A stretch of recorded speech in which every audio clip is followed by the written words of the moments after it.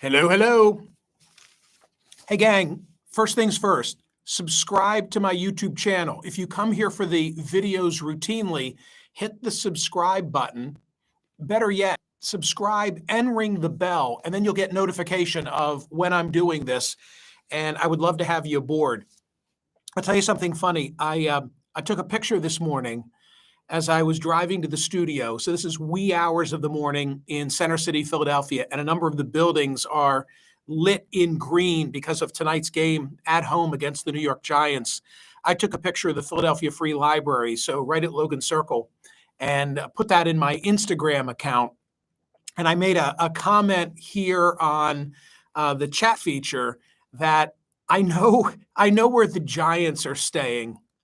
And I contemplated only for a second sort of driving by at 5:30 a.m. and honking my horn. And Sean Nichols commented here that, Buddy Ryan would have done that and circled the block, to which I responded, Buddy Ryan would have pulled the alarm. None of this do I condone. All the more reason, by the way, it's going to be a big weekend at Parks Casino. Thank you, Parks, in the sports book. I really do love the function and having, as I say on radio, skin in the game, so that you can make prop bets during the course of the game. All that fun stuff that people usually only do during, am I allowed to say Super Bowl? How about this? The big game. You can do it all season long. And Parks is coming to Shippensburg, Pennsylvania. Who knew? Shippensburg. Go check that out. parkscasino.com/Shippensburg. Visit parkscasino.com for all the details about their upcoming events. If you've got a gambling problem, it's 1-800-GAMBLER that you need to call. So you saw the photograph of George Santos for the thumbnail of this conversation, right? I want to say a few things about Santos. Mediaite has ranked his lies. And we had this in the newsletter yesterday. And by the way, it's kind of hard to distinguish which is the worst among his lies. They said the worst among his lies is the fact that he stole money that was meant to save a disabled veteran's dog. As first reported by Patch, a disabled Navy veteran named Richard Osthoff living in a chicken coop in New Jersey. Like, holy crap, you couldn't make this stuff up. His service dog, Sapphire, needed life-saving surgery that would cost $3,000. According to Ossoff, Santos claimed his pet charity could help set up a GoFundMe page for the dog's surgery, closed the page after $3,000 was raised, never explained what happened to the money. Osthoff was unable to find other funding, had to euthanize Sapphire less than a year later. Santos denies the story, got to point that out, says it's shocking and insane. But that was the number one lie on the Mediaite list. I don't know, man. I think claiming that your mother was in the World Trade Center on 9/11 and that she died as a result of the attack, that's even more heinous than allegedly setting up a GoFundMe page for a vet's dog who's living in a chicken coop. But that's what it says. The congressman claimed that his mother was working in the South Tower of the World Trade Center on September 11. He's made various claims implying that she died when the towers fell. His bio on his campaign website still contains the claim that she was in her office and survived the tragic events of 9/11, but passed away a few years later when she lost her battle to cancer. The trouble with this is that NBC has reported that immigration records show that his mother was living in Brazil in 2001, was not in the U.S. at all from 1999 through April of 2003, and actually died in 2016. It's like insane, right? Let's just see what's number 3. Oh, equally horrific. Pretending to be a descendant of Holocaust survivors. No, wait a minute. I think it's number 4 that's actually the worst. He claimed, and you've heard many of these, I know, but I'm going to make a point about all of it in a moment. He claimed that 4 of his employees were killed in the Pulse shooting. The writer of this piece at Mediaite says, as a native of Orlando, this one was especially offensive. Many of us had connections to people who were there that night. Santos claimed to have 4 employees killed at Pulse. As reported by the Orlando CBS affiliate WKMG, no one employer had more than 2 staff members who died that night, and there's no evidence that anyone who ever worked for Santos was among the victims. Let me just see what's number 5. Right. Number 5, it would be funny if it weren't so sad and repulsive. He claims that he meant that he was Jewish. He never said he was Jewish. He's Jewish. You know that one. I'm kind of sucked in by this now. What's number 6? Well, related, pretending to be Jewish. What's number 7? Not explaining where his money came from. All right, you get it. You get it. You get it. Now, what do you do about this guy? What should Republicans do about this guy? There's not a recall process. And, you know, I'm contemplating, and TC, if you're watching, remind me of this because I think that I suggested this already. An interesting poll question about Santos. Despite everything I've just said and all the rest that is in the public record, I know this is going to be so hard because so many of you are just going to weigh in immediately against him. But if he votes the way you'd want him to vote, would you be willing to overlook everything else? And I know that when I put this up as a poll question, people are going to say, no, I wouldn't no, I want to get rid of him. But I happen to believe that, I don't know if we're going to get that far to find out, because I don't know if he'll make it as far as to stand for re-election. But if Santos votes toes the line with his Republican brethren in a district that is now R-leaning, could he win re-election? I think arguably he can. And I think arguably he can because of all of the flawed candidates in the midterm elections who nevertheless got a strong share of the vote. I mean, you think about Pennsylvania and all that was said and written about Mastriano. And in the end, Josh Shapiro beat him handily by double digits. But my God, look at it geographically on a color-shaded map of Pennsylvania. Like if Deere voted, Mastriano would have won the election. Look at Florida with Herschel Walker. You know, Herschel Walker, such a flawed candidate. And yet, you know, came close to defeating Raphael Warnock. So I think there's a really interesting question there as to, as flawed as he might be, if he votes the way people want him to vote, and if he were a progressive, if he were a hard left guy, and he had all this baggage, but he voted a very, progressive, consistent way, I think many Democrats would just look the other way. Because I believe that we have put partisanship above what would be the proper word. Ethics, morals, I don't know, got to think it through. Credibility. Peggy Noonan, in her column in the Wall Street Journal, and I like Peggy's work, said this: getting rid of him will take time, we are counseled. Ethics investigations, campaign finance probes, but the entire Republican leadership, while not quite embracing him, has been happy to use him. He voted for Kevin McCarthy for Speaker. He was appointed to 2 committees. To my point, right? As long as he votes, at least those in leadership are going to give him what he wants. Peggy Noonan says they're making a mistake. They should stop and tell him he has to leave. They should press him to resign. They should disassociate himself from him, ostracize him, treat him like a pariah. My word, not hers.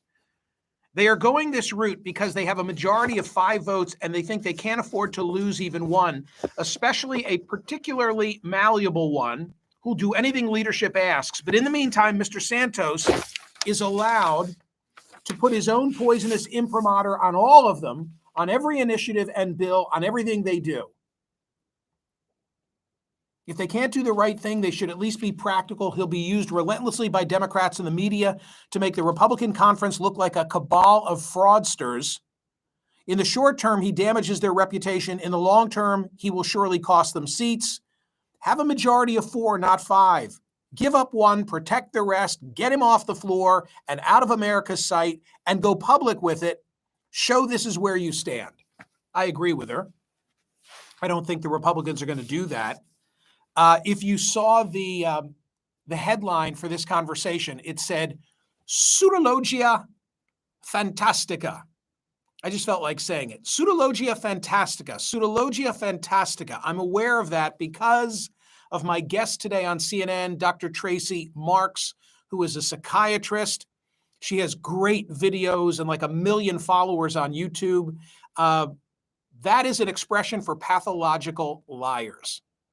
What is a pathological liar? Like, pathological liar is something that gets thrown around in political debates, or I guess on a sophisticated, playground in a schoolyard. It'd have to be pretty sophisticated, right? You're a pathological liar. But what does it actually mean? She distinguishes between normal lying, which she says we all do, versus prolific or pathological. That's the continuum. It's normal, prolific, pathological. Normal lying is, do these jeans make my ass look fat? No, you look fine. You look good. Pathological lying is compulsive. It's lying for the sake of lying. There are actually numbers on this.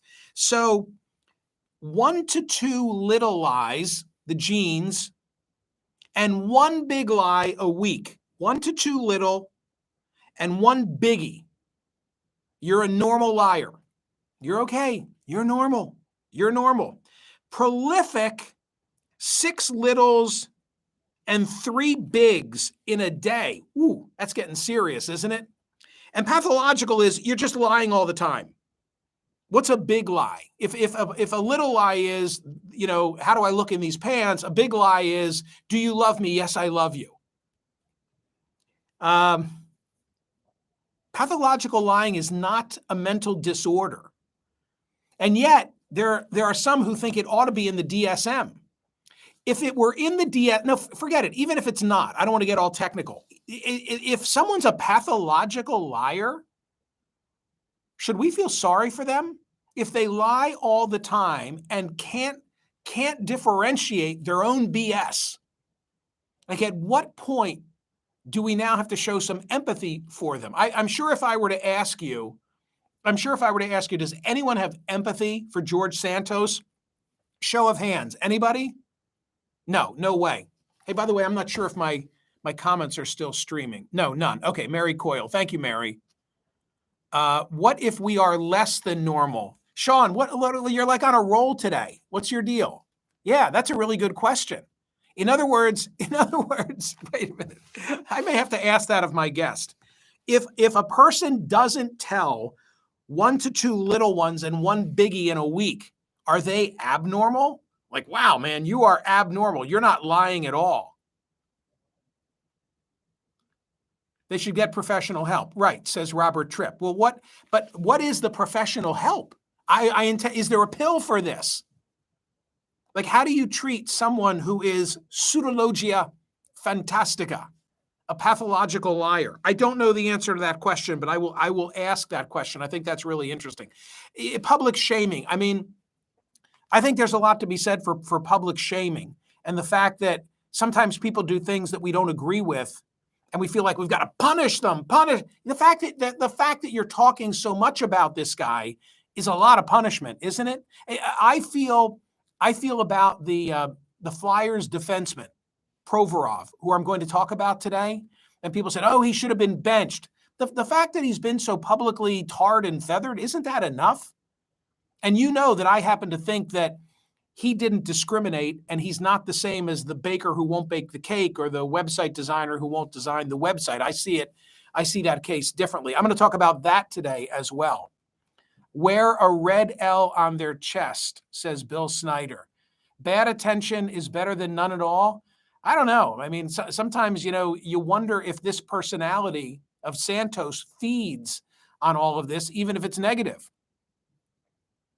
Provy's jerseys have basically sold out, says Mumra7. I heard just today from some of the guys that work with me here in the studio that his girlfriend's dog has an Instagram account. This is the hockey player, not Santos.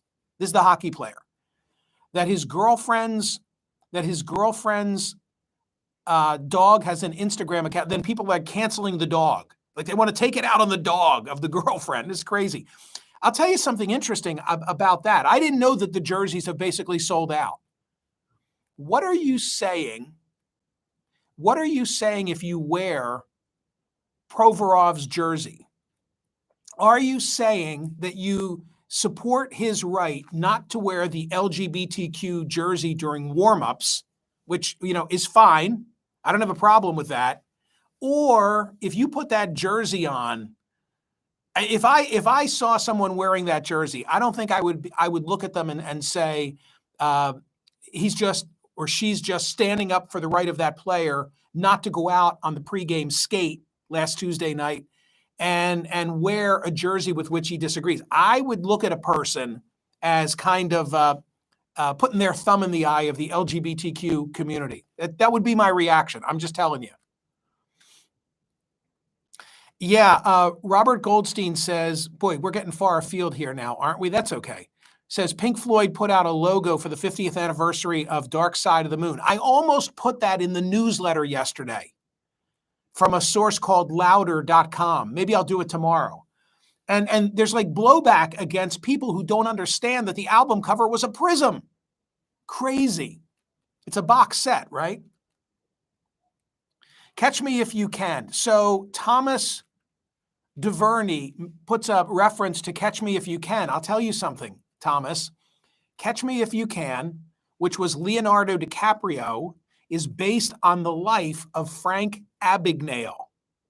So I thought, I had this idea yesterday, who would be a perfect guest to talk about George Santos? Frank Abagnale. Turned us down. And in the rejection letter from his office, I took a close look at it. It was not a rejection written just for me at CNN. It was a form letter because so many others must have had the same idea that he was the perfect guest. And then at the bottom, it said something like, thank you, Michael Smerconish. But I could tell, it was like a form generated. That's how many people must want to get the opinion of Abagnale about this, which I thought was really funny. Yeah. That would have been awesome. Well, we're always working it. Joe, thumbnail art has been great recently. Well, thank you, Joe. I can't take credit for it. I come up with the idea, like, hey, let's have a picture of George Santos and please give me this headline. But PJ and Randy at Creative Outfit, they do all of this work. And they do a fine job. And they do. Eric Swenson, Fabrizio, I went to Santos's congressional site to see how he voted. It had 2 listings for the same bill. One voted yes and one voted no. That's not true. That's not true. That is funny. Yeah, when he casts a vote, is it a lie? I don't know, man. I'm intrigued. I am intrigued. Thank you, gang. Nice to see all of you. Please, please, please make sure that you are ringing the bell so you get the notifications, and make sure that you're also subscribed to my YouTube channel. I'll see you on CNN soon, I hope. Back on radio, yada, yada, yada. The newsletter, I appreciate all of you, and thank you. Go vote on, oh my gosh, sorry, one more thing. Vote on today's poll question at Smerconish.com. I didn't even bring this up. Poll question today, should we give Ukraine everything they want? Should we give Ukraine everything they need to win? All in for Ukraine? Or do we have to worry about Putin's response and his red lines? I'm going to get into that today on TV as well. All right. Sayonara. Go Birds. See ya.